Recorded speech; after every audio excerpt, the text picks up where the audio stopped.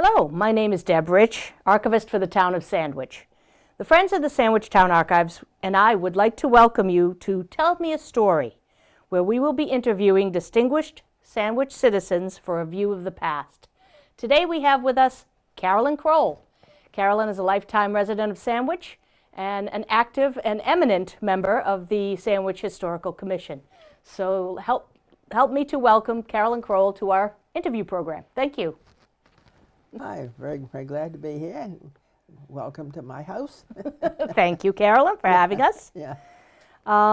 We have several questions for you today, and I guess I'll begin with the fact that you just told me this is the house you grew up in. That's right, yeah. So can you tell me a little bit about being a child in this house, on this property, and in Sandwich? Well, this is the homestead for Crow Farm. I guess not the original homestead, because that really is 24 Charles Street. That house is built on the foundation to the Arms House, but that's where Uncle Lincoln Crowell, who was for whom Sean Crowell State Forest's name, he and Dad, David Crowell, David would have lived there with his brother before he was married. Now, he was married in 1923, September 8th. And this house was under construction at that time. Tom Kelleher, who built many houses in town, we have pictures of the house under construction, from digging the foundation to on the interior of the house here too. So that they moved in after they were married in 1923. Mm-hmm. So they moved into a new house that really wasn't quite finished yet. I see. Well, I can see you have a lot of wonderful property here. Yes. Well, it being a farm, yeah. I mean, Yeah. did you enjoy working and playing on the farm as a child? Oh yeah. Well, working, you'd assume that you were going to have work to do, so that we all had things that. Ellen liked animals and such. I didn't particularly, so I did more around the house. I did a lot of canning and freezing and that kind of thing. Howard had a vegetable garden. And so that got him started in the farming part of it. But Mother also had a very active business down at the stand in that she made jelly. She made jelly for years, utilizing the farm crops, apples and peaches and beach plums and other kinds of canning and such. Then she eventually evolved from jelly making and got into donut making. She made donuts, fried and lard and what have you. And so those went sold down at the stand. And so she did that for quite a few years. And when she got tired of doing that, why, she was making some bread occasionally. And then Judy, Howard's wife, took over and she started making bread. So no more donuts, but got into bread. And then eventually, as she outgrew that, wasn't able to continue, then Paul's wife, his new wife, she took over as currently making pies and bread. So there's been a constant supply of home-baked goods at the stand for almost the entire 100 years of the operation of the stand. Very good. And let's back up just a moment and talk about your siblings. So, do you have any siblings? I'll say Howard, my brother, he's 2 years older than I am, and he's still around, but he turned the operation much of the farm over to his son Paul, who is running the farm now. But Howard is still around to add his advice and 2 bits and what have you. He lives across the street. And then my sister, Eleanor, is 2 years younger than I am, and she lives down at 24 Charles Street. Eleanor Winslow, Ellie Winslow, she prefers to be called. So her house is actually built on the foundation to the Arms House, because this at one time was the town poor farm. The town bought the property from Deacon Thomas Hamlin in 1823. So, and there was a barn on the property at that time, so we assume that it was how old the barn was. We don't know when it was built, but we used that for many years. We had 5 milking cows, and had a milk route uptown. And then eventually Dad converted the barn into a two-story hen house. So, but when Howard took over the farm, he didn't want any animals. He didn't want to be tied down to livestock and such. Right. So that's how the. So there's the three of us to farm, and now I never married, and Ellen has two children there down in Maine, Dick and Janet. Actually, he's John Richard Winslow, but because his father was John, well, he went by Dick. But I guess all his friends in Maine now know him as John Winslow. But when he's here in Sandwich, he's Dick Winslow. He's Dick Winslow. Yeah. Different names, different and then identities. And then Howard has three children. Paul, who is currently running the farm, and his oldest sister, Lynn, she manages the bar at the Daniel Webster. Lynn Smolinski.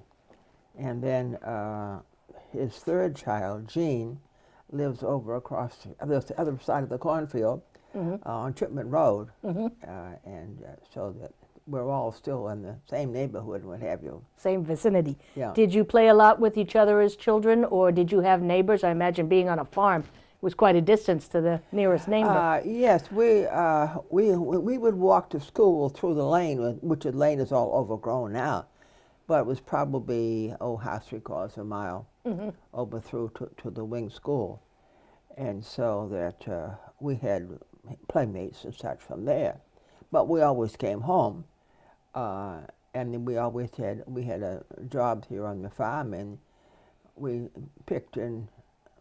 Well, one of the principal things, we'd give a row of carrots to thin and weed. And the row was, I don't know how, I'm no good at estimating, anyway, a good long row. And so we'd work on that after school then on Saturdays. And we got the row all thinned and weeded, we got 10 cents. Ooh. So that wages are quite different than they are now. So that we each had a job like that to do. And then when the vegetables came along, we picked peas and beans and all that kind of thing as it came along. And then we would often, when it came time to set out like broccoli or cauliflower or the plants that we raised in the greenhouse, then we'd work on that. That was done. You got down your hands and knees, you had a flat, which was, 1.5 feet wide and 2 feet long. We had rows of plants in that, which we'd raised in the greenhouse. So we'd drag that along behind us, and on our hands and knees, we would work our way down the row, setting the plants out. And when I look now and see them with a transplanting machine pulled by a tractor, and two people ride on the tractor, and they plant. We used to drag the flat behind us on our hands and knees. Oh, my goodness. So times have changed. Much harder work. Yeah. And in fact, it sounds like you worked very hard to help support the farm. Well, it was expected that. And then the dreaded job in the springtime, on Saturday morning at breakfast table, we would sit around and Dad would say, "Today we're going to pick rock." Oh. Oh, no. Yeah, which meant there was no question, no argument. You knew that today we were going to pick rock. So that's how we got most of the stones out of the fields that were there. Because stones are a constant coming up. If we say stones are the best crop you have, are stones. They keep coming up, and they still keep coming up. Even to this day, when I walk out along the edge of the field, I see these big rocks out there, which then sometimes I pick them up and toss them one side. But anyway, that was a Saturday job in the springtime, was pick a rock. Now, what did you do for fun when you had time off?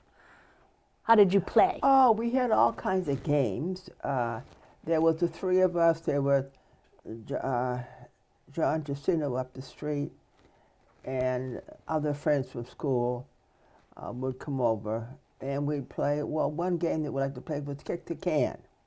Ooh, kick the can. You know how to play kick the can? I used to play kick the can. Yes, I did. Yeah, which I think is a game which children should do nowadays, but they're so confined to indoors and got to be no places to hide and what have you. But that was good, playing kick the can, or giant steps, or I forgot a couple other games here, but that kick the can was the most That fun. was a fun one, yeah. And down around the barn there, you see there was a barn and the hen house and the shed and all places to hide. Mm-hmm. So it was, you really had many choices to go and try to hide in for people to come and find you. But, Yes, that's yeah. quite a challenge Yeah, yeah. on a farm. Yeah. Now, I understand you went to the wing school, Oh, yes. and Wing School, the two-story part that we hope they're going to be able to save and not tear down when the decision is made of what to do with the building and such. Why, that was grades 1 through 12. Mm-hmm. My entire education in Sandwich was in that one building. Mm-hmm. We didn't have kindergarten. Eleanor went to the first year we got kindergarten. She was in the kindergarten, but we didn't. It wasn't available in town. Right. I had 12 in my graduating class. I think she had 6 in her graduating class. Mm-hmm. Howard had a big class. I think there was 21 in his. Oh, my. So the town was growing. And did you have a favorite subject, or can you remember any of your teachers and what they taught you and how it impressed you? Mrs. Wing, Mary Howland Wing, lived up here on Charles Street. She was an old family. Howland is an old family in town. Yes. And she taught biology and Latin and French. Wow. So that I had 1 year of Latin, 2 years of French, and then biology with her. Another teacher particularly was Owen Cannon. He was our 6th grade teacher, and he stayed on through. He became school principal, and Mr. Peoples, who was the superintendent of schools, James Peoples, went to school in Sagamore, now named for him. He was superintendent of schools for Bourne, Sandwich, and Mashpee. Mm-hmm. There weren't enough students for any town to have their own superintendent, so he did all 3. And so eventually, Mr. Cannon not only became principal of the high school, but he also eventually became state commissioner of education.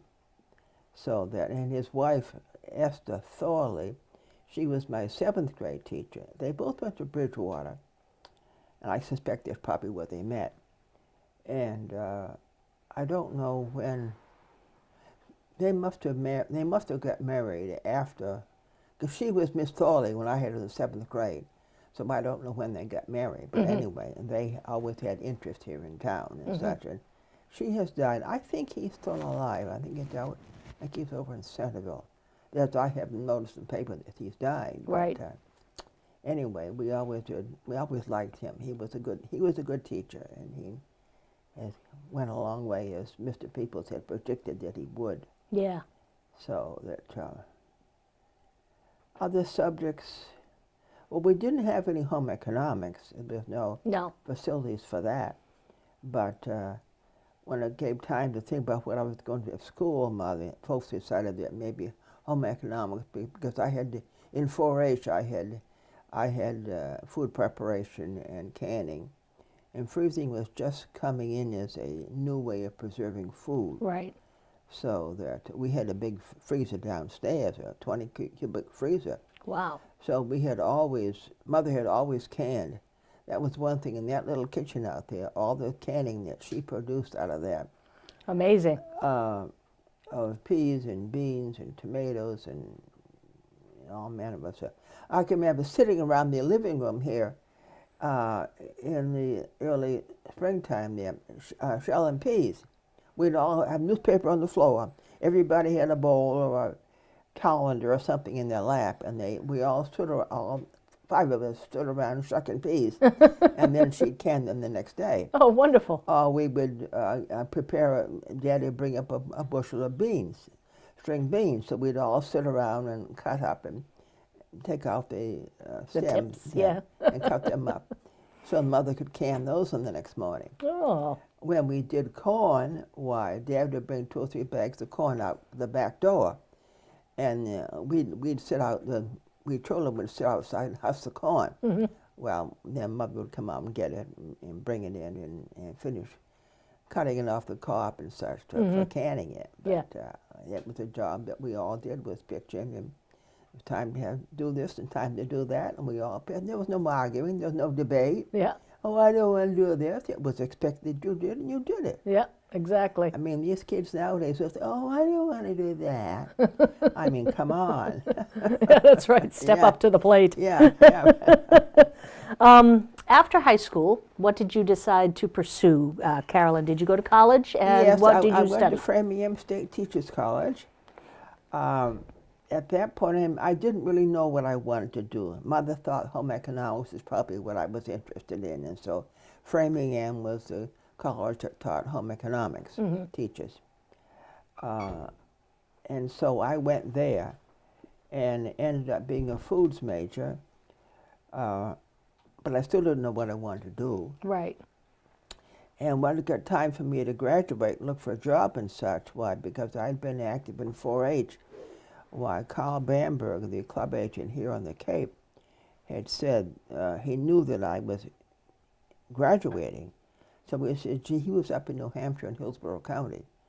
So he notified them, or me, what have you, that he needed an assistant, and when he had got married. And so I went up and interviewed for that job and got that job as assistant county 4-H club agent there in Hillsborough County, New Hampshire. I was there 9 years, and then I moved up to Grafton County for about 5 or 6 more years. So that then I went out a couple of years out of Michigan, and then I came back to. I got interested in. I'd always interested in natural sciences and flowers and trees and that kind of thing, and so. There was this outdoor education project created there in New Jersey. It was a 1966 federal elementary secondary education act, and this outdoor education project was funded under that particular program run by the Newton school system. They were I guess they were the ones who managed the federal money. That's what it boiled down to.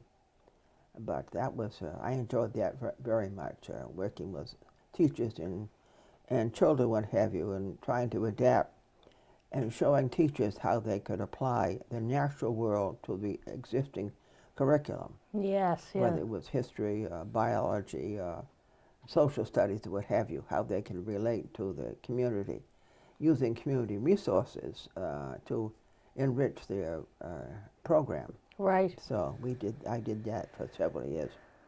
As long as I've known you, Carolyn, I've known you just almost a year now. You've always been very active and interested in the natural world. So is that where that began, or did you always have an interest in trees and landscapes? No, I always had interest, because when I went to Camp Folly, the 4-H camp out here in Mashpee, and there I got interested in conservation there. Well, Mr. Nickerson, Otto Nickerson from Eastham, who was the assistant director in charge of the conservation program at camp there. Why, we had, when we collected insects and learned how to mount them, identify them, what have you. And then some years it was trees or flowers or what have you. So I got interested in it through Mr. Nickerson. Yeah. And always kept on with it in other forms. Faithfully. Yeah. I know you have more. You have contributed more information to the town archives on our natural landscape than almost anyone I know. Thank you for that. And so, eventually, you moved to Jersey and took part in that grant program. After that, I mean, what was it that made you come back to Sandwich? Is there an event or something, or you just missed home? Yes, Dad had died, and Mother was living here in the house. And then she died in June in 1977. And so I was still in New Jersey. The job I had was Peter was running out. I worked in the county library on the school bookmobile, but I didn't have an MLS. And the state lowered the boom and said, all county librarians have got to have an MLS. Well, I didn't care about an MLS. Right. And so my mother had died and the house was empty. So I decided I'd come home and live in the house because Eleanor and I inherited the house, and Howard inherited the farm when they died. So then I came home to live in the house, and then I had to find a job when I got here. So it took a while to find a job, but I finally ended up at Plymouth Plantation. Oh, very good, yes. When they were just starting the first-person interpretation. So I was there as a first-person interpreter. And that was in 1978. And I've been with the plantation ever since. I volunteer in the wardrobe department now. I go up every Tuesday. There are several of us who do a lot of the hand sewing and mending and that kind of thing. Very nice. For all the costumes in the village on the ship, the Mayflower too. Well, as a matter of fact, one of my colleagues at the library told me that she works with you or worked with you at the plantation. She told me a wonderful story, which I'd like to relate. It's very short. She said she was playing a pilgrim wife, and the house that she had to maintain was in a bit of a valley. And she said when it rained, the water would rush down to the house. And historically, the husband was supposed to take care of that and clean out the house and keep it from getting wet. And she told me that she ran into you in character at the plantation, and she was explaining to these tourists that the house was flooded and she was waiting for her husband to come and fix it. And she told me that you came right in and said, "Oh, we can fix that. Let's go down and fix it." And so the two of you went down and did all the man's work and dried out the house and mopped it out, and it was all fixed up again. So I found that very cute and very funny and so typical of you, Carolyn. I love it. Can you remember a time in your history here in Sandwich that there was a big event or a big deal that you can remember and why it was so important to the town? Well, one thing as a child, Thornton W. Wburgess, who grew up here in Sandwich, there on School Street, the time of the tricentenary, the 300th anniversary of the town in 1937, he was the keynote speaker at they had an outdoor banquet, a clam bake. We didn't go to the clam bake. Dad was too busy in the farm, and it was cost a little bit of money then. Money wasn't easy. Anyway, but we knew the clam bake was going to be outdoors in the field beside the casino. Now the casino was a long, narrow building on School Street, which was, they used it for roller skating and dancing and what have you. It was the only big public building that was available beside the school. And in the yard there, in the schoolyard, which was across the dooryard from the casino, it was this big open area, which was the playground for the school children. Anyway, they set up tables there.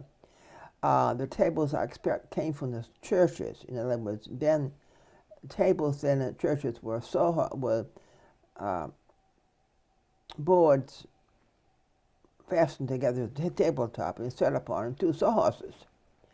And so I don't know, there must have been a couple hundred people there, I guess. And he was the keynote speaker. So I had a bicycle there, and so I rode uptown just to see what was going on. Right. And stood there for a while and watched this man. I met him once, shook his hand down the stand. Anyway, so I can remember seeing that, going to that. Also during the war, Eleanor had a horse. She always liked horses. And Dad, of course, started the farming with a horse. So, and he also he got a Democrat wagon someplace, and we painted up the Democrat wagon. And we used that Eleanor would hitch up the horse once in a while, and we'd go uptown just to ride around.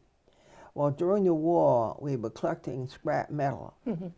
And so the Girl Scouts then, we had a scrap metal pickup day. People must have told us who had metal to contribute to the scrap die. Anyway, we we drove around town with a horse and buggy and picked up scrap. Mm-hmm. I can remember the picture. I think maybe it's in the archives of us horse and buggy in front of the St. John's Church. They are getting ready to go out and pick up the scrap driver. Mm-hmm. That. And of course, during the war, everybody saved their fat and such for munitions, I guess.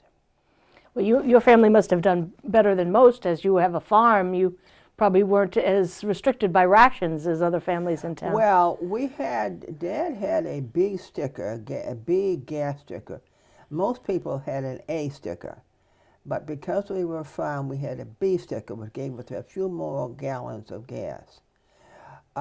We never cost, meat was rationed, canned goods were rationed, sugar was rationed. But I can remember we never, your ration was based on the size of your family or previous use.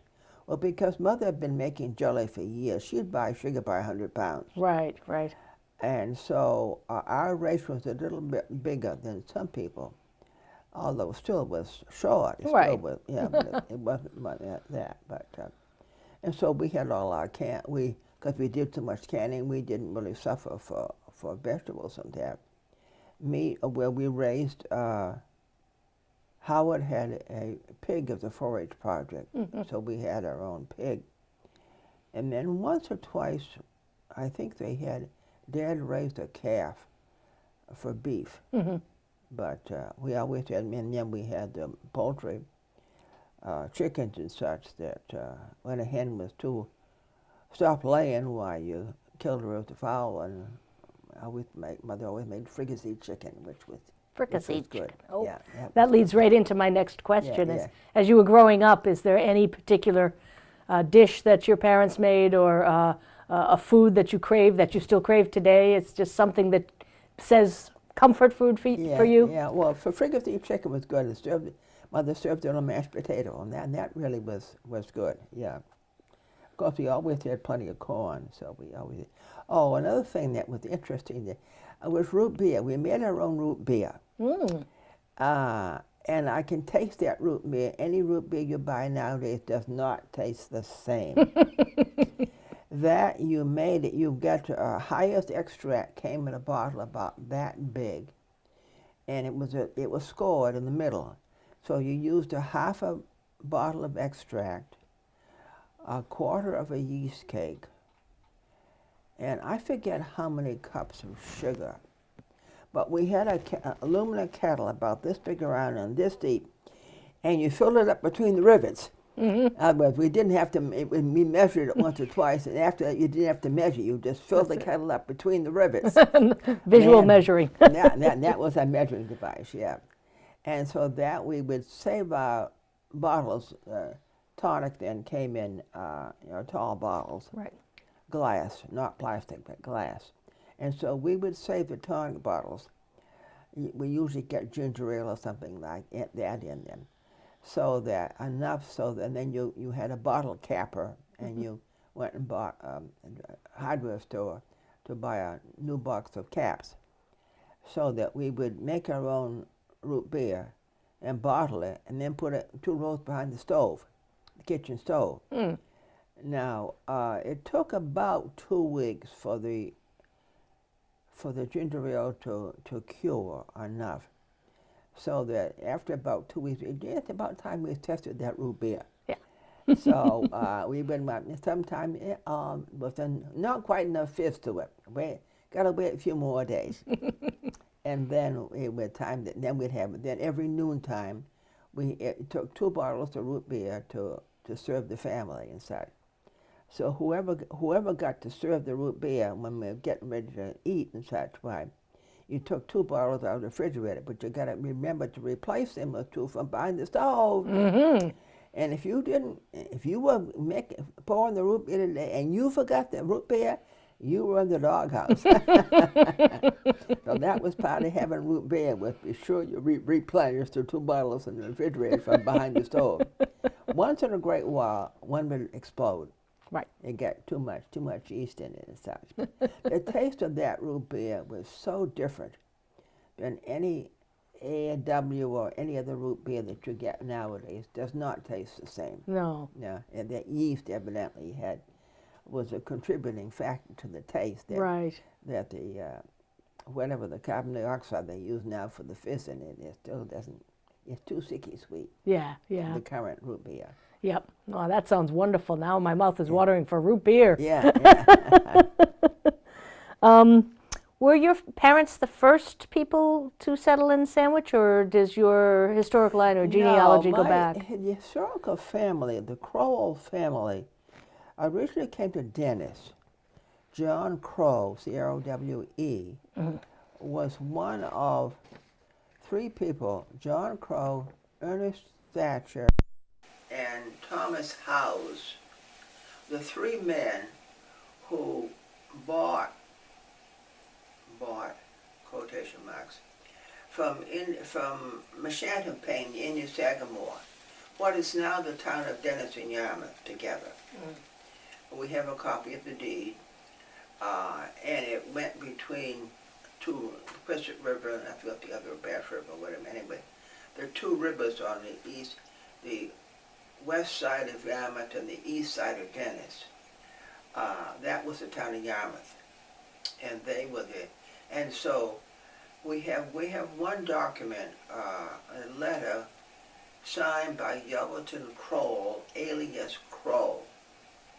So that year was in trend. I think that letter's about 1660 or something. I forget. My goodness. Anyway. Wow. So anyhow, that's the only time that we know of the transition of the name from Crowe to Crowell. That's fascinating. Yeah. So Crow Farm is named for the bird, not for the name. I have heard that. Yes. Yeah.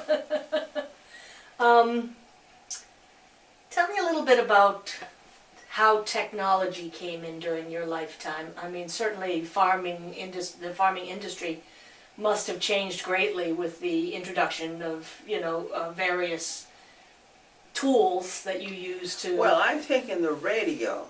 I can remember when the radio came in, it was a cabinet. Matter of fact, it sat right here, right in front of this window here. It was a cabinet that stood about that tall.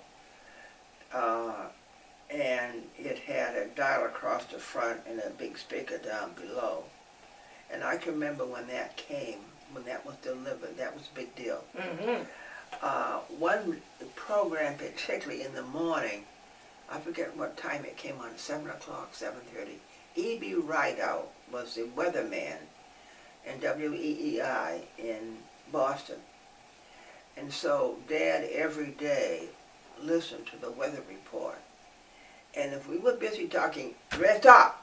E.B. Rideout meant perfect silence, because Dad had to hear the weather. Right. He also got a weather report from the Weather Bureau. It came in the mail. I guess it must have come once a week. It was a sheet, I guess 8.5 by 11 folded, anyway. And that was a map of the United States with all the isobars on it, and high and low pressure area. And then with the prediction for different sections of the country, what the weather forecast was. Right. So in that way, he had this long range of a whole week ahead as to what the weather might be coming. Wow. So that, along with E.B. Rider, and then don't forget to look out the window. Oh, yes. The trouble with these people nowadays who got to glue to the television to find out what the weather's going to be. Don't forget to look out the window. I agree. Yeah. Were there any particular entertainment programs on the radio that you enjoyed, or do you remember getting your first television?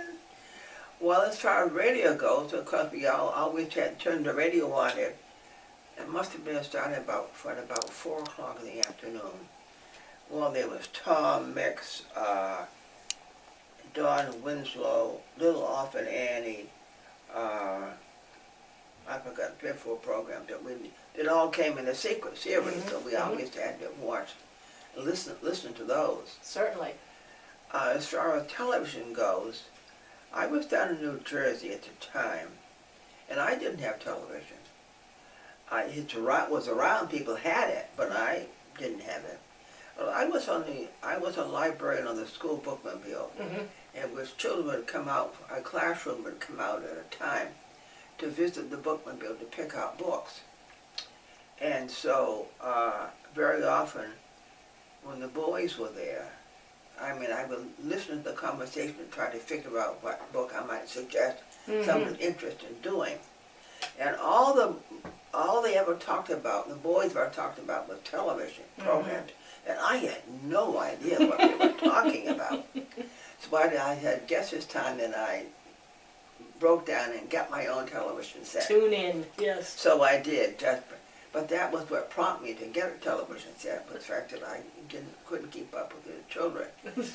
What they were talking about. So that was my introduction to television. To television. Yeah. And did you catch up with them? Or were you able to recommend the well, books? boys are still difficult to recommend books for, but anyway, I felt a little bit more in line with what was going on out in the world. Exactly. Yeah. That's wonderful. Yeah. Let me see. Did you, as a child, with your brother and sister, did you play any pranks on anyone, or did you, let's say, bend the law once or twice? And then you seem like such a good person. I would hesitate to indicate that you would. But kids do play pranks. Yeah, they do play pranks, yeah. I don't believe it. We've been to law yet. Howard, my uncle, great uncle up in Abington, died, and he had a Model T Ford. Well, Mother knew how to drive a Model T. But to get up over the bridge, you had to go up over the bridge backwards, because the forward motion of a Model T was not as powerful as reverse. So that she had to back up to get over the bridge, to get enough power to get up over the bridge. But anyway, it got there at home, and it became Howard's plaything. So he went and took out the back seat, and he cut out the back of it to make a truck-like out of it. Then he'd drive around out in the woods, riding around the farm and on the woods roads. Well, on the woods road, it really wasn't legal. But it was funny one time, of course it was boys, girls weren't allowed to ride it. Right. Mother finally lowered the moon and said one time, "You've got to give the girls a ride." So of course, where did he put you? Right over the back axle. Of course there's no seat in, you had to start a balance running in. And anyway, so we went up around in the woods a couple of times. Then one time, he said, he had me sit up front. Sit up front? Well, I mean, what's going on here? Yeah. Well, the reason was that he wanted to see how fast he could go. And he couldn't drive and watch the speedometer at the same time. So I would just sit up front and watch the speedometer while he drove. And we got to, I think we got about 35 miles an hour. Oh my gosh. Really, it was, and no woods road, that was going to there. But anyway, one time he had been out running around, and Bill Foster was a policeman then, and he came looking for Howard because he knew the boys were running around the woods and they shouldn't be. Well, he didn't catch up with them. He didn't find, they got home and got home and back into bed. And Bill Foster, for some reason, suspected it. So we came down to the house and knocked on the door and said, "Howard here, boys are here." Well, it turned out he could tell they'd been on it because the engine was still warm. The radiator was still warm. So Yeah. all the warm, no real money. He was in bed, I mean, because the radiator was warm, and he didn't have to say much. He just, he knew the boys knew they got caught, and he didn't have to say much, but that was that. So I hear from Clyde Gill that Bill Foster was quite the detective was he? Yeah. on juvenile matters. So Yeah. we're almost out of time, Carolyn. So let me ask you a few things. We're tying these interviews in with a display or an event at the public library. So can you give me any memories specifically of the Sandwich Public Library and what you enjoyed doing there, how it was different? Well, it was different. We never went to the library. Mother would go in the wintertime maybe to pick up a novel. Mm-hmm. But we never had time for the library. And it wasn't, we had to do a book report. And once in a while we had to do a book report. Well, that meant I had to go to the library. Mm-hmm. Well, I had no idea, because we didn't do much reading here at home. We had no children's books here at home and such. And so we had to go to the library and get a book. Well, I went to the library and said to Mrs. French, who was the librarian then, I need a book for book report. I don't know what to get. Well, she said, you come and look on those shelves over there, see what you think. Oh, I don't know. So we were allowed, you see, all the books, the stacks are behind the librarian's desk. They're not out in the open. Right. It was a privilege to get in there. You had to go by the swinging gates. Mm-hmm. Well, I allowed behind the gate. I let the gate swing. Well, if I didn't get laid out loud because the library, you do not talk in the library. It's perfectly quiet. And I let that gate swing.